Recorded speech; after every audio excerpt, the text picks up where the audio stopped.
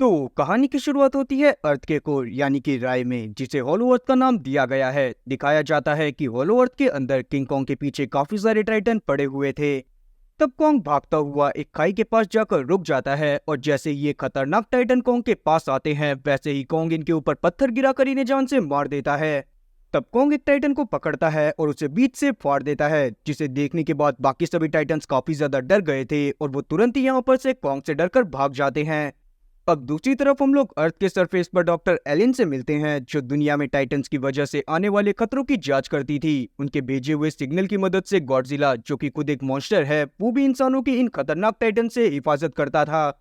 और आजकल वो रहता था समुद्र की गहराइयों में। तब एक दिन हम लोग रोम में देख पाते हैं, जब एक खतरनाक टाइटन वहां पर हमला करता है तो गॉडजिला वहां पर उसे मारने के लिए पानी से बाहर आ जाता है।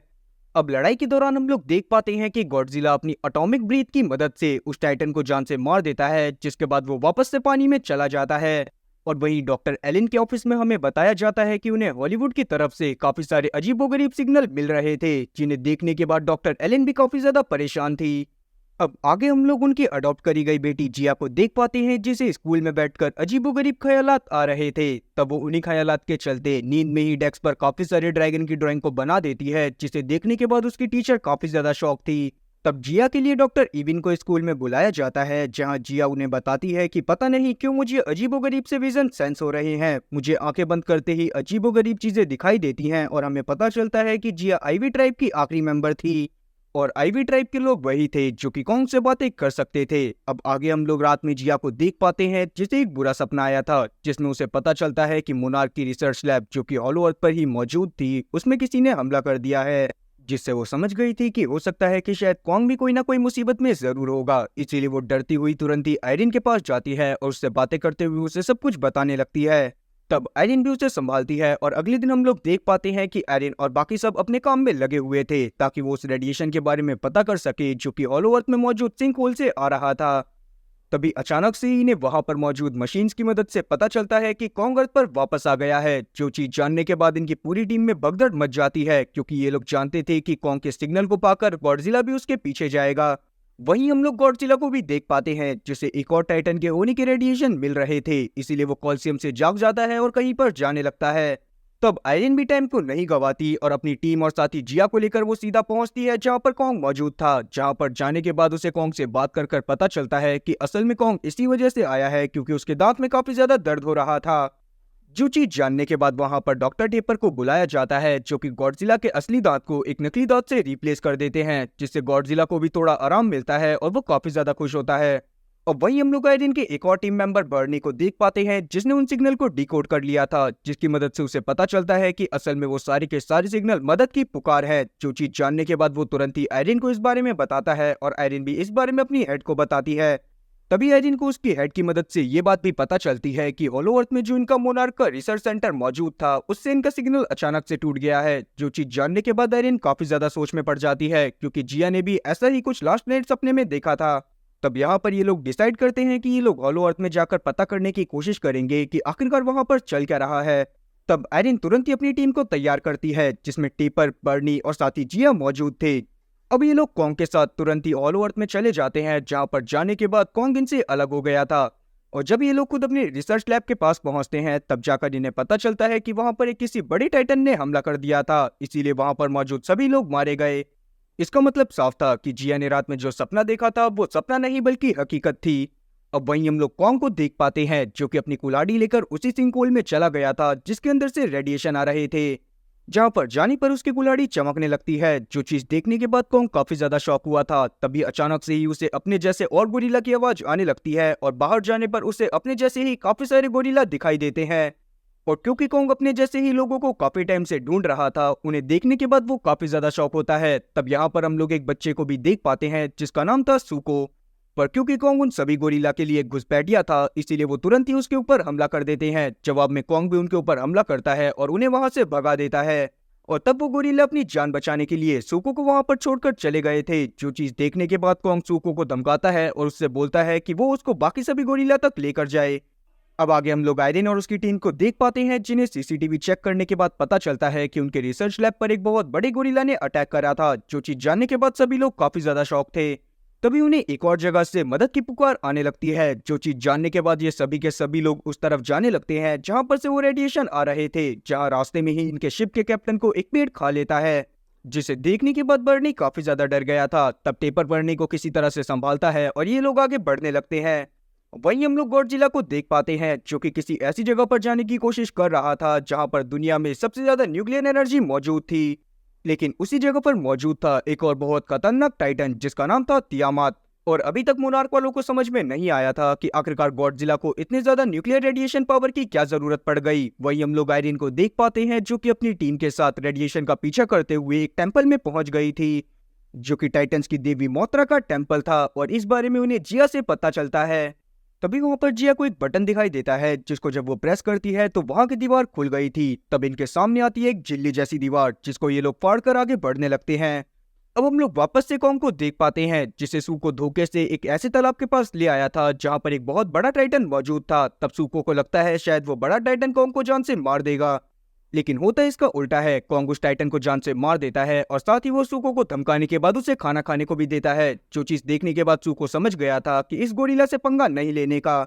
दूसरी तरफ गॉडजिला भी तियामात की जगह पर पहुंच गया था जहां पर जाने के बाद वो तियामात को जान से मार देता है और वहां से सारी न्यूक्लियर रेडिएशन को सोखने के बाद बन जाता है सुपरचार्ज। अब आगे हम लोग आयरन और उसकी टीम को देख पाते हैं जो कि उस झिल्ली जैसी दीवार को पार करने के बाद आगे बढ़ते हुए पहुंच गए थे आईवी ट्राइब के पास। जो चीज देखने के बाद आयरन काफी ज्यादा शॉक होती है क्योंकि उसे अब तक लग रहा था कि शायद आईवी ट्राइब पूरी तरह से खत्म हो गया है। और क्योंकि जिया भी उसी ट्राइब से बिलोंग करती थी इसीलिए वो वहां के लोगों से बात करती है और उन्हें अपने साथ रानी के पास चलने को बोलती है। अब जब ये लोग वहां पर पहुंचते हैं तो वहां पर हम लोग जान पाते हैं कि असल में आईवी ट्राइब के लोग एक दूसरे से टेलीपैथी के जरिए ही बात करा करते थे। साथ ही वहां पर काफी सारे पोर्टल्स मौजूद थे जिसकी मदद से अर्थ पर कहीं पर भी आया जाया जा सकता था। जो चीज देखने के बाद सभी लोग काफी ज्यादा शॉक होते हैं। और अब वहां की रानी जब जिया का हाथ पकड़ती है तो उसे पता चलता है कि जिया भी उनमें से ही एक है। और जब वो अकेली हो गई तब उसे आयरिन ने सहारा दिया। जो चीज जानने के बाद वो सभी लोगों को छोड़ देती है। साथ ही उससे बात करने पर आयरिन को ये बात पता चलती है कि इस बार उन लोगों ने ही गॉडजिला को बचाया था और वो लोग रेडिएशन इसी वजह से भेज रहे थे ताकि वो गॉडजिला को जगा सके, क्योंकि यहाँ पर टाइटन के बीच में एक बहुत बड़ी लड़ाई होने वाली है। तब वो एक कहानी बताती है जिसके अकॉर्डिंग पहले के समय में इस जगह पर बहुत सारे टाइटन हुआ करते थे और क्योंकि टाइटन की तादाद काफी ज्यादा हो गई थी और इंसान भी धीरे धीरे बढ़ रहे थे इसलिए इन लोगों ने दो टाइटन को चुना ताकि वो बाकी टाइटन से नेचर और इंसानों की रक्षा कर सके। तब गॉडजिला को चुना गया कि वो नेचर की रक्षा करेगा और कॉन्ग की टीम को चुना गया कि वो इंसानों की रक्षा करेंगे। लेकिन गोरिल्ला की टीम में एक स्कारकिंग नाम का गोरिल्ला मौजूद था जिसने अपने साथियों के साथ मिलकर प्लानिंग बनाई कि वो सभी लोगों को मारने के बाद अपना एक खुद का साम्राज्य बनाएगा। इसीलिए उसने अपने सभी साथियों के साथ गॉडजिला के ऊपर ही अटैक कर दिया। पर क्योंकि गॉडजिला काफी ज्यादा पावरफुल था उसने स्कारकिंग को हराया और उसके सभी साथियों के साथ उसे भी आग के आयाम में फेंक दिया। लेकिन वहां पर स्कारकिंग के हाथ एक और बहुत बड़ा वेपन लग गया था जिसका नाम था शीमो, जो कि खुद भी एक टाइटन था और उसके पास बर्फ की पावर थी। और तब से ही वो तैयारी कर रहा था ताकि वो वापस से हॉलो अर्थ पर आकर यहाँ पर अपना कब्जा जमा सके और उसके बाद पहुंच सके इंसानों की दुनिया में, ताकि वो उन्हें भी खत्म करने के बाद वहां पर भी अपना साम्राज्य खड़ा कर सके। और इसीलिए उन्होंने भी वहां से सिग्नल भेजे थे ताकि कोई उनके पास आए और उन्हें सिंक होल से बाहर निकलने का रास्ता मिल जाए।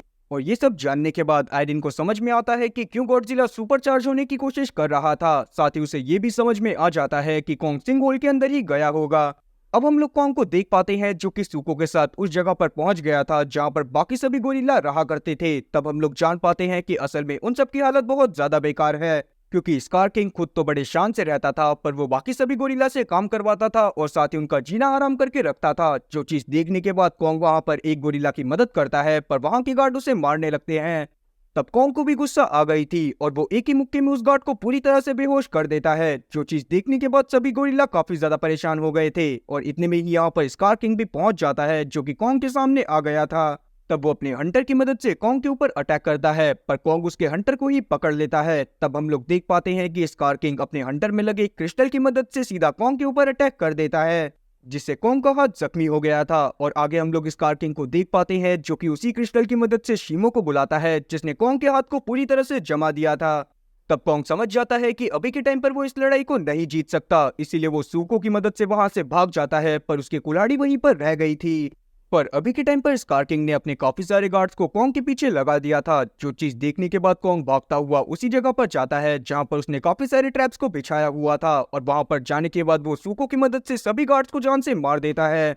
अब हम लोग वापस से आयरिन और उसकी टीम को देख पाते हैं, जिन्हें आगे की कहानी को पढ़ने के बाद पता चलता है कि असल में इनके बीच में एक मसीहा भी मौजूद है जो कि मोत्रा को जगाने वाला था, क्योंकि जब बड़े टाइटन की लड़ाई होगी तो मोत्रा को जगाया जाएगा, और जो इंसान मोत्रा को जगाएगा वो मन का साफ और साथ ही आईवी ट्राइब का ही होगा। जो चीज जानने के बाद सभी लोगों की नजर जिया पर टिक जाती है, क्योंकि एकलौती वही आईवी ट्राइब में मौजूद थी जिसको टाइटन के बारे में बहुत ज्यादा नॉलेज थी, साथ ही उसका मन भी साफ था। इसका मतलब यही था कि जिया आगे के टाइम पर मोत्रा को जगाने वाली थी, जिसके साथ मिलकर वो दुनिया में शांति कायम करेगी। अब वो लोग इस बारे में बात कर ही रहे थे, तभी यहाँ पर कॉन्ग भी सूको के साथ पहुंच जाता है, और जैसे ही आयरिन और बाकी सब कॉन्ग की इस हालत को देखते हैं तो वो तुरंत ही कॉन्ग का इलाज करना चालू कर देते हैं। पर तभी हम लोग स्कार किंग के एक और गार्ड को देख पाते हैं जो कि कॉन्ग का पीछा करते हुए उस जगह पर आ गया था जहां पर आईवी ट्राइब और बाकी सारे पोर्टल्स मौजूद थे। जो चीज देखने के बाद वो तुरंत ही स्कार किंग के पास जाकर उसे इस बारे में बता देता है। और क्योंकि अभी के टाइम पर स्कार किंग भी सबसे पहले अर्थ पर जाना चाहता था, क्योंकि वहां पर लोगों को हराना काफी ज्यादा आसान होने वाला था, इसीलिए वो तुरंत ही उन पोर्टल की तरफ बढ़ने लगता है। और इस बार वो अकेला नहीं जा रहा था, वो जा रहा था अपनी पूरी की पूरी सेना को लेकर। अब आगे हम लोग वापस से गॉडजिला को देख पाते हैं, जिसने पूरी तरह से न्यूक्लियर एनर्जी को सोख लिया था, जिससे वो और ज्यादा पावरफुल होकर पिंक कलर का बन जाता है। अब हम लोग वापस से कॉन्ग को देख पाते हैं, जो कि अपने हाथ की वजह से काफी ज्यादा परेशान हो रहा था। जो चीज देखने के बाद टेपर को अपने एक प्रोजेक्ट के बारे में याद आता है, जिसमें वो कॉन्ग के लिए ही एक आर्मर को बना रहे थे, ताकि वो कॉन्ग को और ज्यादा पावरफुल बना सके। और अभी के टाइम पर उन्हें उस आर्मर में से बस हाथ की जरूरत थी, ताकि वो कॉन्ग को वो हाथ देकर कॉन्ग के हाथ को सही कर सके। तब टेपर अपने प्लेन में बैठकर जल्दी से उस हाथ को लेकर आ जाता है, जो कि यहाँ की ही रिसर्च लैब में मौजूद था। और अब जैसे ही कॉन्ग को वो हाथ मिलता है, वैसे ही उसका हाथ सही हो गया था, साथ ही उसके पास बिजली को पैदा करने की भी पावर आ गई थी। और क्योंकि अब तक वहां पर स्कार किंग भी पहुंचने वाला था, इसीलिए कॉन्ग जल्दी से जल्दी अर्थ पर वापस चला जाता है, ताकि वो गॉडजिला को यहाँ पर ला सके, ताकि गॉडजिला भी उसकी मदद करे, जिसमें वो स्कार किंग को मिलकर हराने वाले थे। लेकिन गॉडजिला, जिसको कॉन्ग को देखने के बाद लगता है कि कॉन्ग यहाँ पर वापस से तबाही मचाने के लिए आया है, वो कॉन्ग की बात को सुने बिना ही उसके ऊपर अटैक कर देता है, और इन दोनों में भयंकर लड़ाई होने लगती है।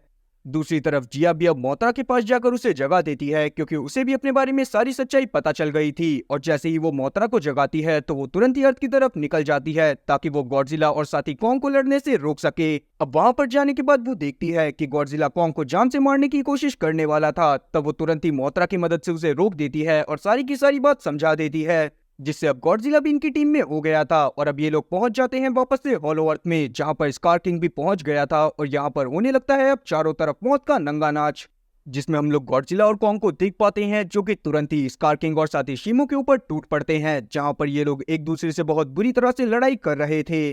तब हम लोग यहाँ पर टेपर को भी देख पाते हैं, जो कि अपने प्लेन की मदद से यहाँ पर मौजूद लोगों को यहाँ से निकालने की कोशिश कर रहा था। तब हम लोग बाकी टाइटन्स को देख पाते हैं, जो कि लड़ते लड़ते ही कुछ पिरामिड को छेड़ देते हैं, और जब वो आपस में मिलते हैं तो यहाँ की ग्रेविटी खत्म हो जाती है, जिससे वो प्लेन चलना बंद हो गया था और वो बीच हवा में ही अटक जाता है। पर हम लोग कॉन्ग और साथी गॉडजिला को देख पाते हैं, जिन्हें इस चीज से कोई भी फर्क नहीं पड़ रहा था। वो अभी भी स्कार और साथी शिमो के पीछे पड़े हुए थे। और अब जैसे ही यहाँ की ग्रेविटी वापस आती है, वैसे ही हम लोग टेपर के प्लेन को देख पाते हैं, जो कि जमीन से टकराने वाला था, पर मोत्रा आकर उसे बचा लेती है। और अब इसी बीच में स्कार किंग को भी हम लोग देख पाते हैं कि उसे मौका मिल गया था कि वो पोर्टल की मदद से अर्थ पर जा सके, इसीलिए वो शिमो के साथ तुरंत ही वहां पर चला जाता है।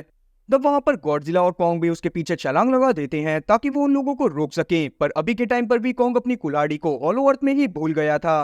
अब जब कॉन्ग और साथी गॉडजिला बाहर आते हैं, तब हम लोग जान पाते हैं कि ये सारे के सारे लोग रियो में पहुंच गए थे, जहां पर जाने के बाद स्कार किंग उस क्रिस्टल की मदद से शिमो को कंट्रोल करता हुआ वहां पर बर्फ जमाने लगता है। तब गॉडजिला और साथी स्कार किंग में बहुत बुरी तरह से लड़ाई होती है, जिसमें हम लोग देख पाते हैं कि गॉडजिला अपने रेडिएशन वाली फॉर्म में आने के बाद तुरंत ही स्कार किंग के हंटर में लगे क्रिस्टल को तोड़ देता है, जिससे वो क्रिस्टल दूर जाकर गिरा था। जो चीज देखने के बाद तुरंत ही कॉन्ग उस क्रिस्टल की तरफ बढ़ता है, क्योंकि वो जान गया था कि स्कार किंग शिमो को किस तरह से कंट्रोल करता है। तब स्कार किंग भी कॉन्ग को मारने की कोशिश करने लगता है, ताकि वो कॉन्ग को उस क्रिस्टल को उठाने से रोक सके। जवाब में कॉन्ग भी उसको बहुत बुरी तरह से मारता है। इतने में ही हम लोग सूको को देख पाते हैं, जो कि कॉन्ग की कुल्हाड़ी को लेकर उस जगह पर पहुंच गया था जहां पर ये सभी लोग लड़ाई कर रहे थे।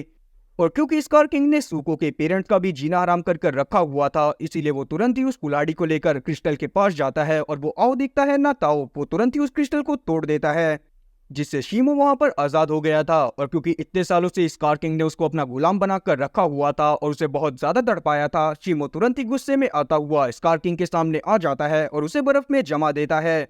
और तब कॉन्ग भी गुस्से में जमे हुए स्कार किंग को उठाकर जमीन पर दे के मारता है, जिससे उसकी बॉडी के टुकड़े टुकड़े हो गए थे। और अब यहाँ पर इन लोगों की लड़ाई खत्म होती है। वहीं हम लोग देख पाते हैं कि अब आयरीन और उसकी टीम को वापस जाना था। तब उसे लगता है कि अभी के टाइम पर जिया इन्हीं लोगों के साथ रहेगी, पर जिया उसके साथ जाना चाहती थी, जो चीज देखकर आयरीन को काफी ज्यादा अच्छा लगता है। और क्योंकि गॉडजिला का काम भी खत्म हो गया था, इसीलिए वो कॉल्सियम में जाकर वापस से सो जाता है। वहीं हम लोग कॉन्ग को देख पाते हैं जो कि हॉलो अर्थ में सिंक होल में वापस से जाता है, जहां पर जाने के बाद वो सभी लोगों को अपनी जीत के बारे में बताता है।